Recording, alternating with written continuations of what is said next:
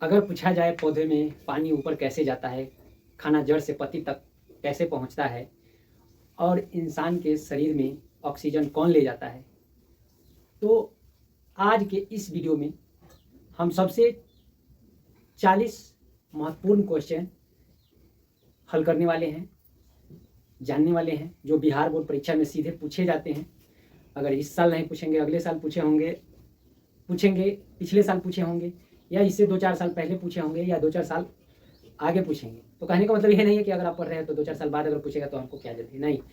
अब ये तो थोड़े पक्का मालूम रहता है कि कौन सा पूछा जाएगा।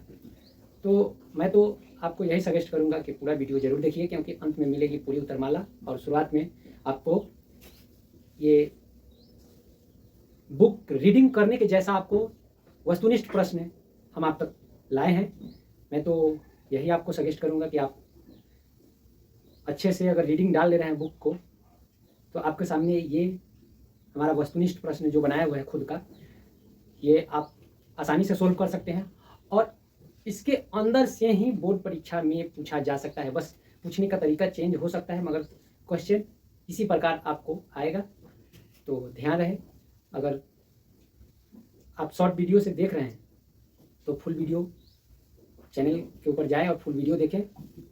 तो यह सेट 10 है, अगर चैनल पर जा रहे हैं तो सेट 10 देखें, उससे आपको मालूम चलेगा। लास्ट तक देखेंगे तो आसानी से समझ में भी आपको आएगा।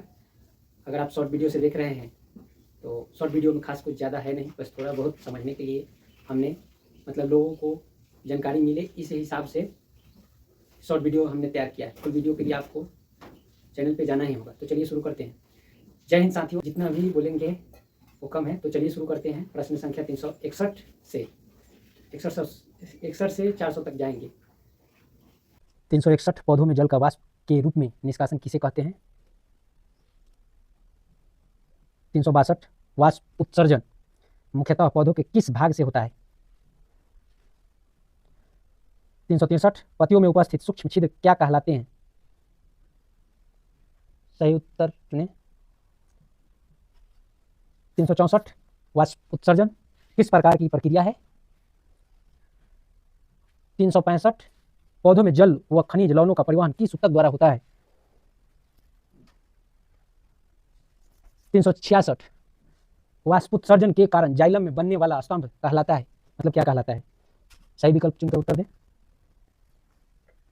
367 जाइलम में जल का परिवहन किस दिशा में होता है? 368 फ्लोएम में भोजन का परिवहन कैसा होता है? 369 भोजन के स्थानांतरण को क्या कहते हैं? 370 फ्लोएम की चालनी नलिकाएं किस प्लेट से जुड़ी रहती है? 371 भोजन का निर्माण पौधों के किस भाग में होता है? 372 भोजन के अधिक सांद्रता वाले भाग को क्या कहते हैं? 373 भोजन का कम सांद्रता वाला भाग कहलाता है?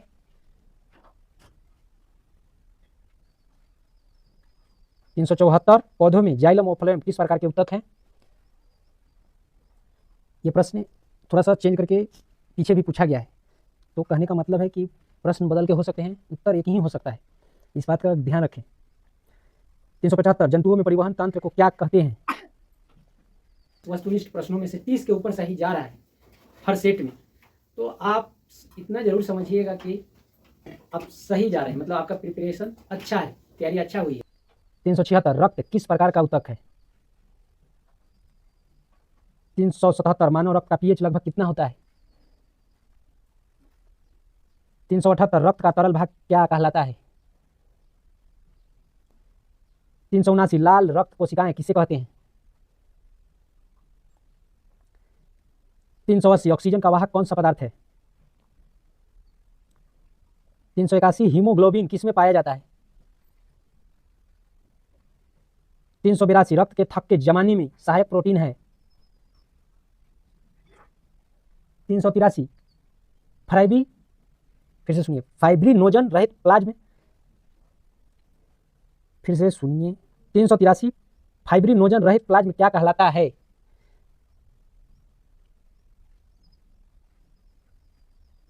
383 फाइब्रिनोजन रहित प्लाज्मा क्या कहलाता है? 384 प्लेटलेट का मुख्य कार्य है? 385 श्वेत रक्त कोशिकाओं का मुख्य कार्य है? 386 जाइलम द्वारा परिवहन किस बल से होता है? 387 फ्लोएम द्वारा भोजन परिवहन किस सिद्धांत पर आधारित है? 388 जंतुओं में रक्त का प्रवाह किस अंग द्वारा नियंत्रित होता है? 389 रक्त वाहिकाएं कितने प्रकार की होती है? 390 धमनी रक्त को कहाँ ले जाती है? 391 शिरा रक्त को कहाँ लाती है? ये दोनों प्रश्न भूल-भुलैया वाला है, ध्यान रखें। 392 कोशिका का कार्य है, क्या कार्य है? इसमें से चुन के उत्तर देना है। 393 लिम्फ किस तंत्र का भाग है? 394 लसिका का मुख्य कार्य है? लसिका या लिम्फ दोनों का मतलब एक ही है, यहाँ यह भी हो सकता है। लिम्फ का मुख्य कार्य है। 395 पौधों में भोजन परिवहन के लिए उत्तरदायी ऊतक है? 396 जाइलम की कोशिकाएं समानतः कैसी होती है? सही विकल्पों का चयन करके उत्तर दें। दोस्तों कोशिश करें ज़्यादा से ज़्यादा शेयर करने के लिए। सब्सक्राइब लाइक करें या न करें, इससे कोई फर्क नहीं पड़ता है। शेयर करने से फ़ायदा यह होगा कि किसी दूसरे भाई बहन तक पहुंचेगा, उनको भी यह जानकारी मिलेगा। मैं बार बार बोल रहा हूँ, मेरा बनाने का वीडियो मकसद यही है, जो किसी कारणवश भाई बहन नहीं पढ़ पा रहे उनको तक यह वीडियो पहुँचना चाहिए, जो फ्री में उनको यह सुविधा मिले। फ्री में इसलिए कि मुझे सब्सक्राइब कीजिए न कीजिए कोई फ़र्क नहीं पड़ता है, पर शेयर जरूर कीजिए। तो चलिए समय गंवाए हुए बिना 397 फ्लोएम की चालनी नलिकाएं कैसी होती है? 398 पौधों में खनिज लवणों का अवशोषण किस रूप में होता है? 399 वाष्पोत्सर्जन से पौधों को कौन कौन सा लाभ होता है? नंबर 400 और इस सेट का आखिरी प्रश्न नंबर 400 पौधों में जल का अधिकतम निष्कासन किस भाग से होता है? तो दोस्तों अब अगला सेट 11 होगा। तो दोस्तों यह है उत्तर माला 361 से 380 तक, फिर उसके बाद 381 से 400 तक। तो धन्यवाद, आप आराम से मिलाइए। हो सकता है कि एक दो प्रश्नों का त्रुटि हो तो कृपया कमेंट करें। धन्यवाद।